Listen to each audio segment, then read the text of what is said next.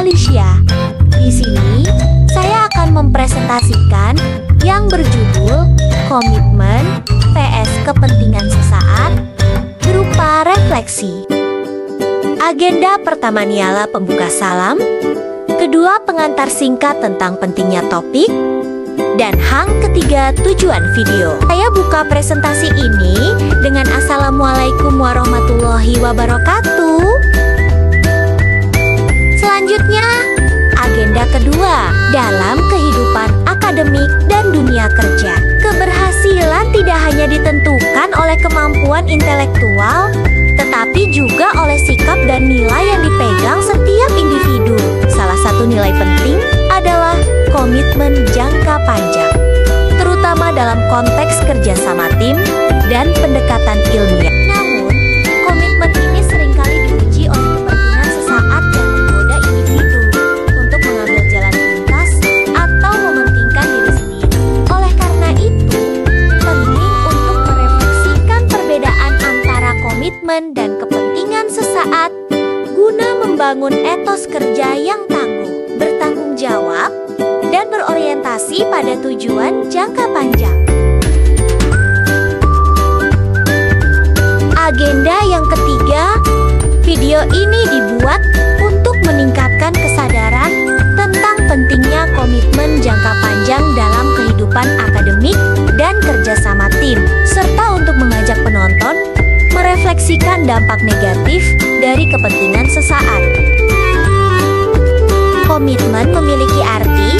Unsur komitmen merujuk pada kesungguhan dan konsistensi individu atau kelompok dalam memegang prinsip, tujuan, dan tanggung jawab secara berkelanjutan. Selanjutnya, kepentingan sesaat memiliki arti adalah dorongan atau tindakan yang didasari oleh keinginan jangka pendek yang seringkali mengabaikan komitmen jangka panjang atau kepentingan bersama. Dan sebuah refleksi memiliki arti kemajuan ilmu dan hasil penelitian berkualitas tinggi lahir dari proses jangka panjang dan kerja sama tim yang solid. Berikut peran unsur refleksi ilmiah yang penting bagi individu. Pertama, mengutamakan komitmen ketimbang godaan sesaat. Kedua, menjaga integritas dalam berkolaborasi. Dan yang ketiga, menghargai kontribusi bersama, bukan hanya hasil individu. Kemudian di sini ada peran unsur dalam pendekatan ilmiah. Yang pertama, dedikasi terhadap proses penelitian atau kerja ilmiah hingga tuntas. Kesiapan menghadapi tantangan dan kegagalan, tanggung jawab terhadap peran dalam tim, kesetiaan pada tujuan bersama, meski ada godaan atau kesulitan. Selanjutnya, ada peran unsur kerja tim ilmiah. Pertama, mementingkan pencapaian pribadi ketimbang kontribusi tim. Mudah menyerah atau berganti tujuan karena merasa bosan atau tidak langsung mendapat hasil. Mengambil keputusan tanpa mempertimbangkan dampak jangka panjang. Dapat disimpulkan bahwa dalam manajemen mutu terpadu (TKM), komitmen berperan penting sebagai dasar keberhasilan. Komitmen jangka panjang dari pimpinan dan karyawan memastikan konsistensi dalam menjaga dan meningkatkan kualitas. Sebaliknya, kepentingan sesaat dapat merusak proses mutu karena mendorong keputusan cepat tanpa mempertimbangkan dampak jangka panjang. Oleh karena itu, komitmen harus dijaga agar budaya mutu dapat berkembang secara berkelanjutan.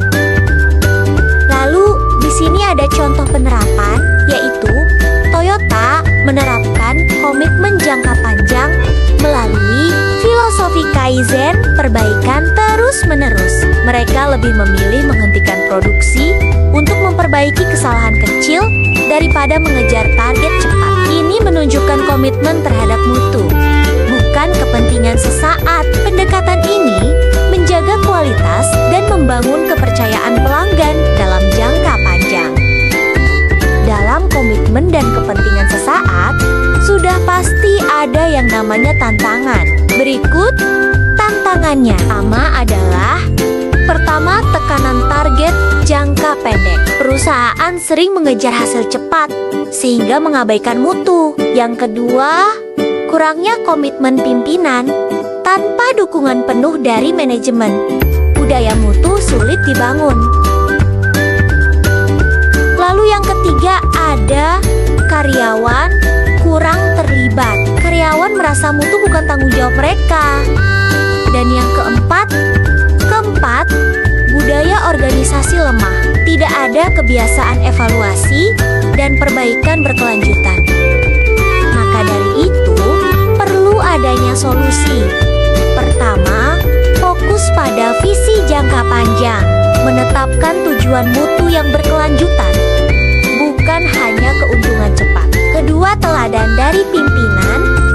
Pemimpin harus aktif menunjukkan komitmen terhadap mutu. Solusi ketiga, melakukan pelatihan dan keterlibatan karyawan. Memberi pemahaman bahwa mutu adalah tanggung jawab bersama. Dan yang keempat, membangun budaya kaizen, mendorong evaluasi rutin, perbaikan terus-menerus, dan kerja tim. Selanjutnya, ada analisis refleksi singkat, yaitu menjamin konsistensi kualitas karena semua pihak fokus pada perbaikan berkelanjutan. Meningkatkan kepercayaan pelanggan melalui produk dan layanan yang stabil dan terpercaya. Memperkuat kerjasama tim karena semua anggota merasa bertanggung jawab terhadap mutu.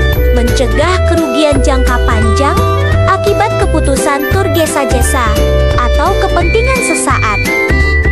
Mengapa penting? Nacha Opta Alicia menjelaskan bahwa perbaikan mutu tidak berjalan konsisten. Tujuan jangka panjang mudah dikorbankan demi hasil instan. Kerja tim dan budaya mutu sulit terbentuk. Apa yang perlu ditingkatkan? Yang pertama, keterlibatan pemimpin secara aktif. Kedua, pelatihan dan edukasi berkelanjutan. Ketiga, sistem penghargaan dan evaluasi. Keempat, komunikasi internal yang efektif. Dan yang terakhir, ada monitoring dan tindak lanjut yang konsisten. Kesimpulannya adalah unsur komitmen memainkan peran krusial dalam keberhasilan manajemen mutu terpadu. Komitmen jangka panjang mendorong konsistensi, kerjasama tim, dan budaya perbaikan berkelanjutan. Sebaliknya, kepentingan sesaat dapat merusak proses mutu dan melemahkan kinerja organisasi. Oleh karena itu, untuk mencapai mutu yang berkelanjutan, setiap individu dalam organisasi harus mengutamakan komitmen dan menghindari keputusan yang hanya menguntungkan dalam jangka pendek. Kedepannya diharapkan organisasi dapat menanamkan komitmen terhadap mutu sebagai nilai utama, bukan sekadar formalitas. Setiap individu, dari pimpinan hingga staf, diharapkan berperan aktif dalam menciptakan budaya mutu, menjauhi kepentingan sesaat, dan fokus pada perbaikan berkelanjutan demi mencapai keunggulan bersama.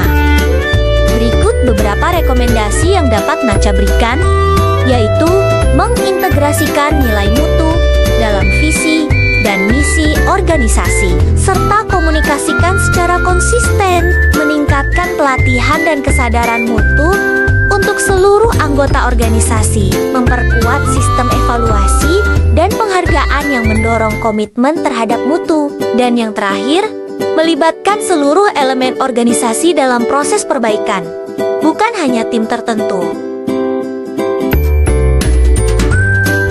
Sekian untuk presentasinya dari saya, Nacha Opta Alicia. NIM 2211 miliar 102 juta 431.369 Universitas Muhammadiyah Kalimantan Timur.